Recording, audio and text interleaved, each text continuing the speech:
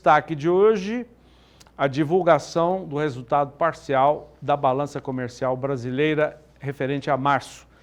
Na segunda semana do mês, a balança comercial registrou um superávit de 1,5, vamos arredondar que é mais do que isso, 1,5 bilhão de dólares.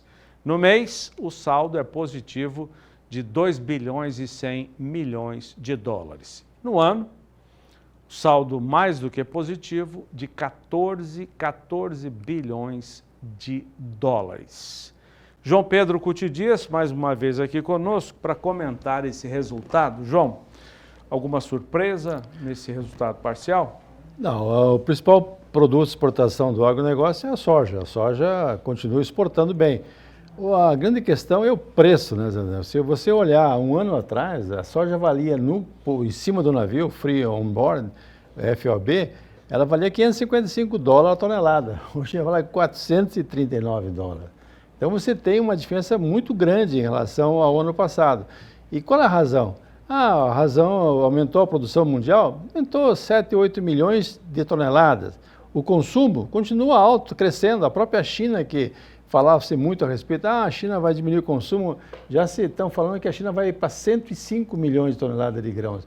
Então, você tem números que não batem com isso. A questão portuária no Brasil esse ano, pela questão climática, uma série de coisas, e você não tem razão de ter um prêmio negativo tão grande como estava ainda. Parece que o prêmio está voltando a podendo até chegar a ser positivo nas próximas semanas, em função de que não há razão, não há lógica para você manter esse preço tão negativo como estava. E o próprio produtor está segurando, ele está vendendo da mão para a boca, ou seja, quem colheu 40, 35, 40 sacos por hectare, for vender a R$100, ele vai ter que botar dinheiro do bolso para completar o custo dele. Então o que acontece? Você olha a situação, há uma tendência que essa soja comece a recuperar. Porque esse número que o Departamento de Agricultura americano fala, que o Brasil vai produzir 155 milhões de toneladas de soja, hoje ninguém aceita mais no Brasil. Você tem números de tudo que é tipo, nunca a 155. Tem desde 135, como é o caso da ProSoja, 153, negócio da Conab, mas tem vários números, mas 155, como a USDA está falando, não bate, esse número alguma coisa está errada. Então a tendência daqui para frente pode ser que haja uma melhora nos preços, e havendo melhora nos preços, consequentemente vai haver uma evolução na comercialização, né? Já vamos ver as exportações de soja até agora em março, mas começamos com a carne bovina. Sempre começo de mês tem um número muito bom e fica a expectativa de que houve tinha um pouco mais de soja, de carne não computada no mês anterior ou na semana anterior, que vem agora para completar o dado. Mas não parece ser o caso, porque o ano começou muito bem para as exportações de carne bovina. Na primeira semana, ou até a segunda, foram 6 dias úteis, 8.430, é o primeiro número à sua esquerda, 8.430 toneladas por dia. Como foram 6 dias úteis, deu mais de 50.600 toneladas. Se você comparar com a média de março do ano passado, é uma alta extraordinária, 56%. O preço segue em queda. Essa queda, a diferença já foi maior. Vamos ver o preço da tonelada. Já foi maior essa diferença. E agora a tonelada já chegou a mais de 6 mil dólares. Agora caiu um pouco, na casa dos 4 mil. Vamos ver, pode mudar a tela para nós, fazendo favor. Aí. Agora, em março, 4.501 dólares. Caiu um pouco mais em relação ao mês passado. 4.501 dólares, o preço da tonelada. Em março do ano passado, 4.811 dólares. Repito, essa tonelada já chegou a custar mais de 6 mil dólares, não faz muito tempo, no mercado internacional. Esse é o preço médio No mês passado, por exemplo, foi em janeiro, na verdade, os Estados Unidos, que são o segundo maior importador da carne bovina do Brasil, pagou 3.500 dólares. Então, esse é o valor médio, 4.501 dólares, ou seja, 6,4% a menos em relação ao preço de um ano atrás. Quando você olha esses números, é impressionante você comparar. O mês passado deu mais de 45% a exportação referente a fevereiro do ano passado. Nós viemos batendo recorde já no dezembro, janeiro, fevereiro e possivelmente em março também. Você tem mês após mês aumentando as exportações em relação ao mesmo mês do ano anterior. Você vê a participação brasileira crescendo e alguns mercados crescendo muito, como você falou nos Estados Unidos. O americano importa carne barata, importa carne de dianteiro, importa recortes e tal, principalmente porque ele vai fazer hambúrguer lá, vai moer essa carne. Então ele paga um pouco menos. Mas é que os Estados Unidos, há pouco tempo, há 5, 6 anos atrás, importava zero, porque só importava carne processada, corned beef. Agora é o segundo maior importador, chega a 9% das importações brasileiras, das exportações brasileiras vão para o mercado americano, mesmo com tarifação, mesmo com o imposto que tem lá. Então você vê algumas regiões, como os Emirados Árabes Unidos, hoje, que é um polo processador de uma indústria de produtos do agronegócio na região do Golfo Pérsico, crescendo 300 e poucos % em relação ao ano passado. Você vê um crescimento muito bom. E o Brasil abrindo novos mercados, continua abrindo novos mercados. Isso é importante. Nós temos que... Por quê? Porque se não fosse isso, esse aumento de produção em função do ciclo de pecuária, maior abate fêmea, maior volume de carne produzida, derrubaria muito os preços da arroba no mercado interno. Você falou nos Emirados Árabes, o Brasil participou com empresas frigoríficas exportadoras, agora recentemente, da Go Food, que é considerada uma das maiores feiras de alimentos do mundo. Foi em Dubai, nos Emirados Árabes. Segundo a ABIEC, que é a associação que reúne os grandes frigoríficos exportadores, o movimento foi extraordinário e tem uma expectativa de que até a próxima feira, no ano que vem, a próxima Go Food, mais de $1 bilhão em negócios poderão ser realizados também. Então, de fato, tem aumentado bastante esse mercado alternativo. Os Emirados Árabes Unidos e todos esses países potentados que tem na região do Golfo Pérsico, eles têm gás natural barato, eles têm energia barata, o governo não tributa muito, ele cria estímulo. Então, essas indústrias que se instalam lá, parece que estão sendo feitas algumas joint ventures entre empresas brasileiras e empresas da região lá, dos Emirados, vão importar essa carne nossa, vão processar lá e vão entrar nos mercados daquela região lá. E com condições excepcionais, porque a nossa carne, quando você vê essas Gulf Food e outras feiras de alimentos do mundo, o pessoal quando eles fazem churrasco com a carne brasileira, com certeza só faz fila para provar nossa carne lá. Verdade.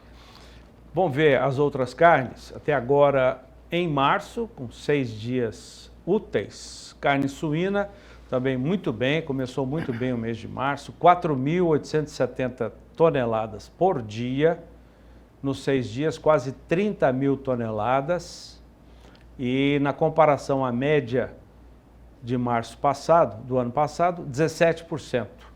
Vamos ver frango também, João, para você comentar. Carne de frango, super bem. Frango tem ido muito bem. 24.300 toneladas por dia.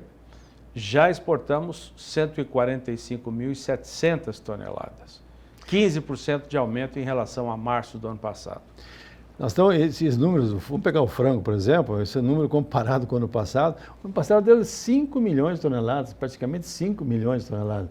Ou seja, se nós seguirmos nesse ritmo, é possível que o Brasil chegue a 5.200, 5.300 até o fim do ano.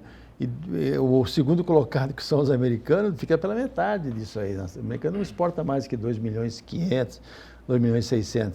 O frango brasileiro tem um espaço muito bom no mercado internacional. seja pela questão da qualidade do produto, seja pela certeza de negócio que eles têm com o Brasil, e também pela questão de que você tem muitos frigoríficos habilitados para exportar pelo sistema halal. O frango é muito consumido nos países de religião muçulmana e o Brasil aproveita muito essa vantagem política de entrar nesse mercado. Suíno também, João Pedro. O suíno está crescendo bem em função de que ocupou espaço de alguns países, de algumas regiões, ou da Europa, ou mesmo dos Estados Unidos, que algumas regiões tiveram problema com peste suína africana, e algumas regiões ficaram proibidas de exportar.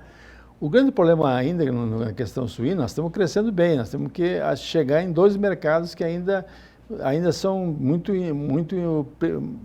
relutantes para comprar a nossa carne, que seria o Japão e a Coreia do Sul. A hora que nós entrarmos nesses 2 mercados, a gente vai aumentar o volume e vai melhorar o preço médio da carne nossa. E os grãos?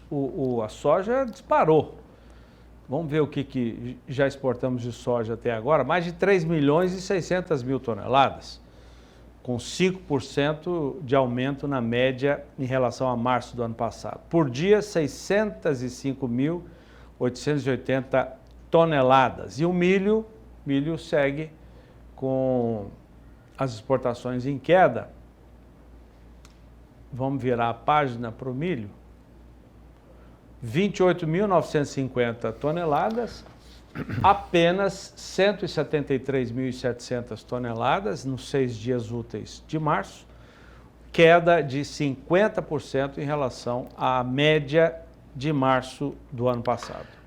A soja, porque a soja é barata, $433 por tonelada em cima do navio, free on board, é barata.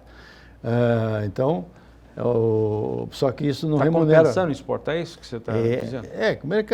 Nós temos uma produção de 150, 148 a 152 milhões de toneladas. Você vai exportar 2/3 disso praticamente, mais de 100 milhões. A previsão do USDA é falar em 103 milhões de toneladas. Não vai acontecer isso, porque o Brasil consome bem mais que 50 milhões de toneladas de grão. Então vai ficar, o mercado interno vai disputar com a exportação e vai remunerar um pouquinho melhor o produtor. Parece que daqui para frente a soja começa a ter uma expectativa de uma pequena recuperação de preço. Não vai ser algo muito grande, mas porém é melhor do que estava numa faixa, em grande parte do Brasil, abaixo de R$100 a saca, comparado com o ano passado, que estaria, ano passado, na faixa.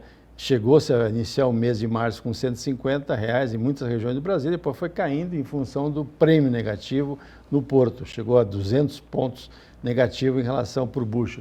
Então isso atrapalhou muito. Hoje, parece que o prêmio está saindo do campo negativo e indo para o campo positivo. Se isso acontecer, melhora o preço para o produtor e o produtor vai começar a vender.